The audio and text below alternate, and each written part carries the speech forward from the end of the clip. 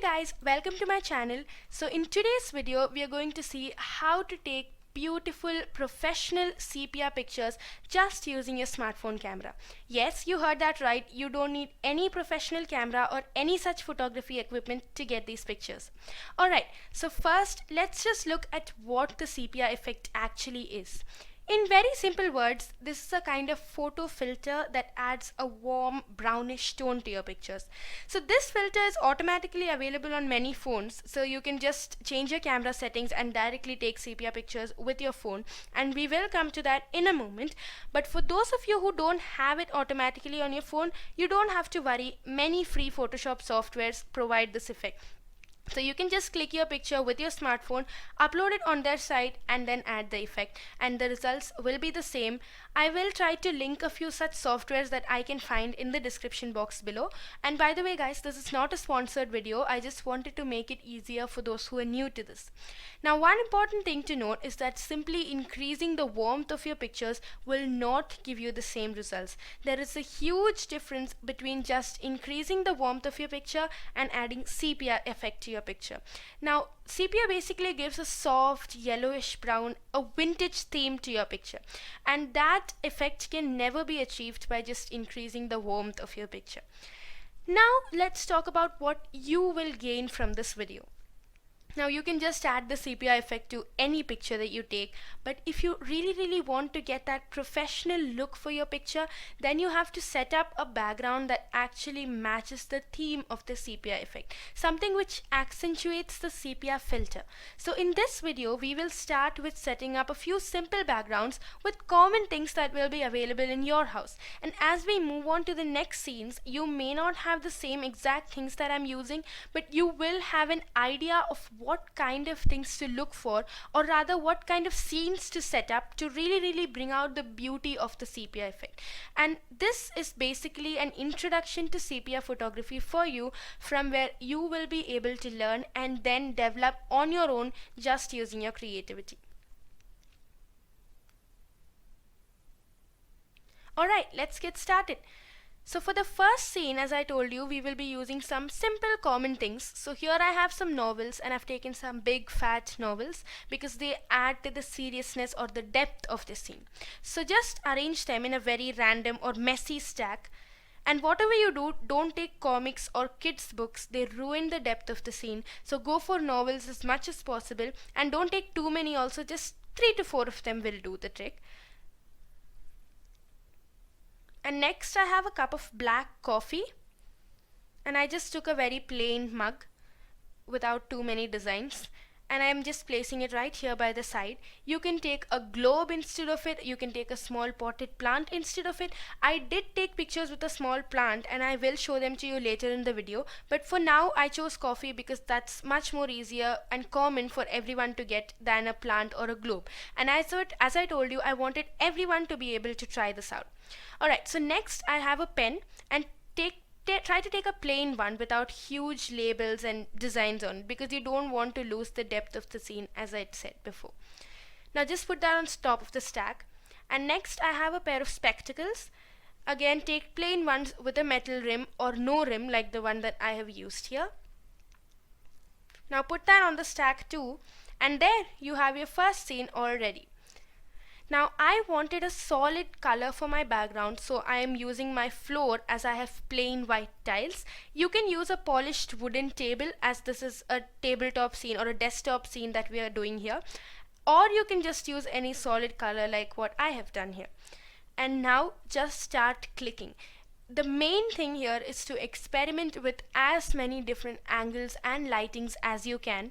And by lighting, I mean I took these pictures late in the evening so that I can control the amount of light, because there is no natural light right now. So I just took some pictures with the tube light on, and for some I switched off all the lights, and then I took a flashlight from another phone and just shown it from different angles, and by different angles I mean from different corners of the scene, and then I clicked a variety of pictures and then selected the best ones.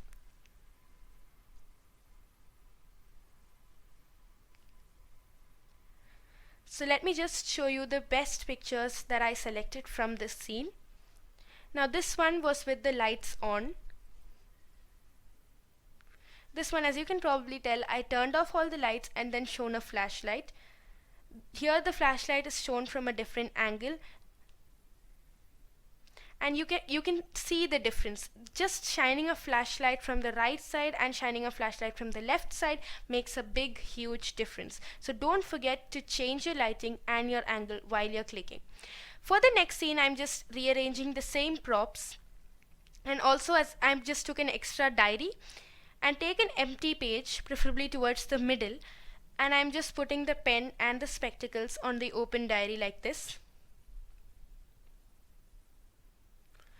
And again, shoot with different angles and different lightings. That is the key to getting the perfect picture.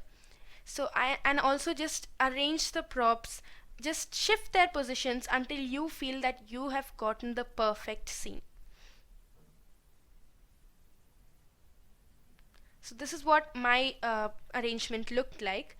So it was basically a tabletop scene wherein there was a diary, a pen, a pair of spectacles, and then there was a stack of books onto the side and a cup of coffee on the other side. It was totally a vintage desktop scene. And these are the pictures that I got.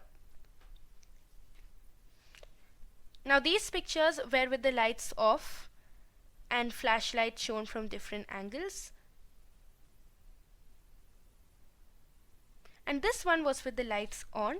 Now personally, I like my sepia pictures when the lights are off because they just give a more vintage theme for me. And here in the other picture, I used a potted plant instead of the coffee. Now I will show you just one more scene. In this scene, you may not have the same things that I am using, but again, you will get the idea of it. So here I've just taken a small metal container and a pearl chain. It's an artificial pearl chain, and also I just took a wooden mirror. Now for this particular scene, I wanted the wooden part of it rather than the mirror part of it.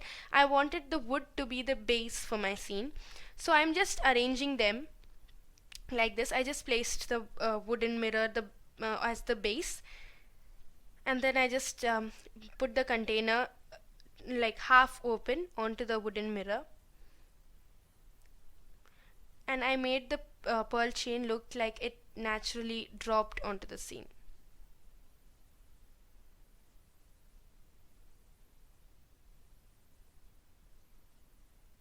Now these are the pictures that I got.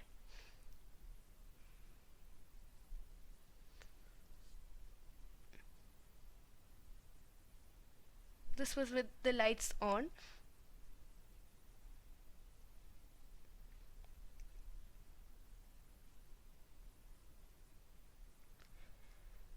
Now I did rearrange the same props and take some more pictures, so I'll just show those pictures also to you. Now here, as you can probably see, I just put the container and made the necklace look like it just toppled out of the container, and I wanted the wooden mirror to reflect the scene. And again, I took from a lot of different angles and lightings. This is just a zoomed close-up of the pearl chain, and here I took a pair of earrings and put them onto the mirror and clicked a picture. Lastly, I'm just going to show you some other pictures which I took in my house. This is again to give you an idea, so don't worry if you don't have the same things in your house.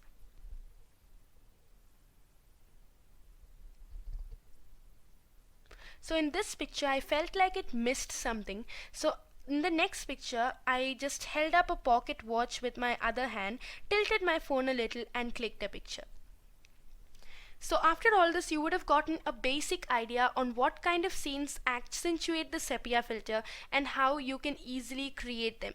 So I will just give you some tips to summarize. As I told you, experiment with different angles and different lightings. Take as many pictures so that you can choose the best. Second, rearrange the same props until you get a perfect arrangement. Third, make sure that your scene is serious or poetic, rather describes it best. Basically, you want a poetic, slightly vintage scene, and that will go really well with sepia effect.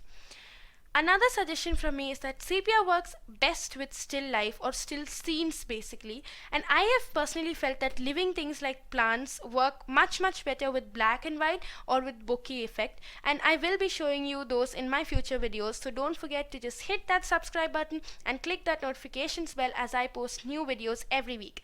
Also give this video a big thumbs up and share it with your friends and family, and don't forget to leave your opinions, suggestions and any doubts in the comment section right below.